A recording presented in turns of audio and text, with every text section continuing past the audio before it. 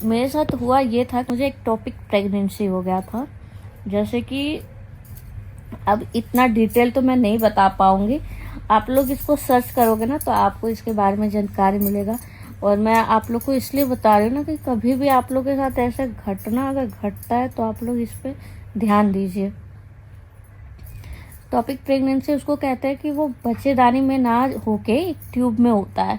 तो मेरे साथ ये हुआ था सीन कि मेरा जो बेबी था वो ट्यूब में फंसा रह गया था और वो वहीं पे बड़ा हो रहा था। और एक नर्स तो बच्चा बड़ा उसमें रह ही नहीं पाएगा, तो वो प्रतिदिन उसी में बड़ा हो रहा था। और जब तक मुझे पता चला तब तक बहुत टाइम भी हो चुका था, लेट हो चुका था और वो ट्यूब में ही फट गया। जब मतलब मैं डॉक्टर के पास गई और मैं बहुत सारे डॉक्टरों के पास गई, किसी को पता ही नहीं चल रहा था कि मेरे साथ हुआ क्या है, या मुझे खुद भी नहीं पता था कि मेरे साथ क्या हो रहा है।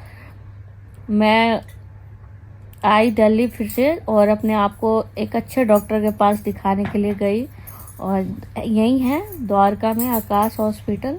तो मैं वहाँ पे गई और वहाँ मैं लेडी डॉक्टर से मिली। तो मुझे पता चला कि मुझे ये प्रॉब्लम है, जो कि एक ये अलग प्रेगनेंसी होता है। और इसी के साथ ऐसा हुआ कि उन्होंने मुझे 12 घंटा के लिए एडमिट किया और उन्होंने मुझे बोला कि अगर मैं ये मतलब मुझे उन्होंने एक इंजेक्शन दिया और बोला कि मैं ये 12 घंटे आपको अपने पास एडमिट रख रही हूँ। अगर कुछ भी होता है, मतलब कि अच्छा हो कि ये जैसे कि जो इंजेक्शन था वो अंदर अंदर ही डिस्ट्रॉय कर देता, और नहीं तो वो फट सकता था अंदर ही अंदर। तो मेरे साथ 12 घंटे में ना कुछ भी ऐसा नहीं हुआ, ना वो फटा और ना वो डिस्ट्रॉय हुआ। तो डॉक्टर को लगा कि 24 घंटे भी हो सकते हैं। तो उन्होंने बोला कि आप ऐसा करिए, अगर आपका घर पास है तो आप चले जाइए, अगर आपके साथ ऐसा कुछ भी होता है तो आप चले आइएगा। तो मैं फिर से वहाँ से मेरे को डिस्चार्ज कर दिया उन लोगों ने। 12 घंटे बाद मैं घर पे आई और मैं पूरे रात अच्छे से रही, सोई, खाई, हर चीज़ किया। और अगले दिन सुबह 6:30 बजे के करीब जब मैं वॉशरूम के लिए गई तो वो मेरे को क्या कहते हैं कि जब मैंने जैसे ही बाथरूम में बैठी और उसके बाद से मतलब कि ब्लीडिंग स्टार्ट हो गया। ब्लीडिंग स्टार्ट हुआ और वो मुझे नहीं पता था कि वो फट चुका है, लेकिन उन्होंने एक मेरे को बता दिया था कि अगर ऐसा कुछ होगा तो चक्कर आएगा, ब्लीडिंग ज़्यादा होगा। तो जैसे ही ब्लीडिंग स्टार्ट हुआ मुझे चक्कर आ गया बहुत, मतलब कि मेरे को तो लग ही नहीं रहा था कि होश में हूँ मैं। फिर मैं मतलब कि मेरे हस्बैंड जल्दी से मुझे हॉस्पिटल लेके गए। उसके बाद से उन लोगों ने मुझे दोबारा एडमिट किया। उसके बाद से डॉक्टर को लगा कि मैं थोड़ी सी ठीक ठाक थी, ऐसा नहीं था कि मैं बिल्कुल बेहोश हूँ। मैं नॉर्मल थी उस टाइम तक, लेकिन मुझे दर्द महसूस हो रहा था। फिर डॉक्टर ने बोला कि अभी ये ठीक लग रही है, लेकिन अगर आप लोग आए हैं तो एक अल्ट्रासाउंड करा लीजिए। फिर हमने अल्ट्रासाउंड कराया तो पता चला कि मेरे पेट में पूरा ब्लड बह चुका है। तो फिर डॉक्टर जल्दी पहले उन लोगों ने बोला कि लेज़र ऑपरेशन करेंगे। मुझे कुछ भी पता नहीं था इसके बारे में, मेरे हस्बैंड को भी नहीं पता था इन सब चीज़ों के बारे में। फिर हमने लेज़र के लिए तैयार हुआ, लेकिन उतने देर में ना काफ़ी ब्लड गिर चुका था और मतलब कि मेरा जान मतलब कि ऊपर ऐसे मतलब बहुत क्रिटिकल बहुत ज़्यादा हो गया था। कोई चांस नहीं था उस बचने का। तो डॉक्टर ने बोला कि हमें बड़ा ही ऑपरेशन करना पड़ेगा।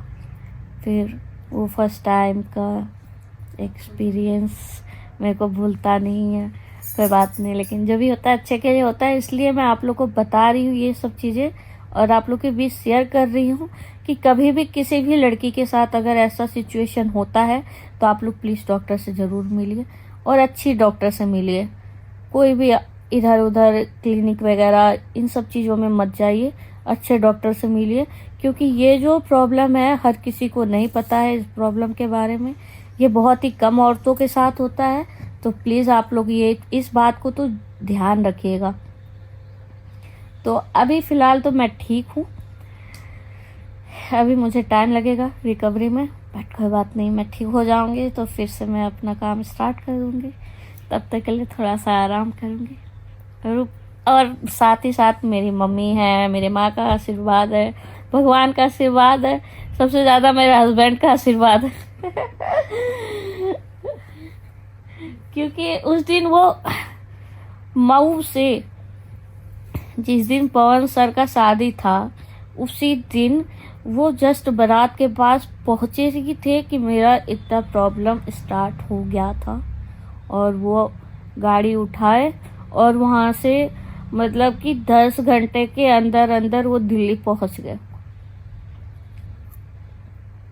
बिना सोए बिना खाए पिए।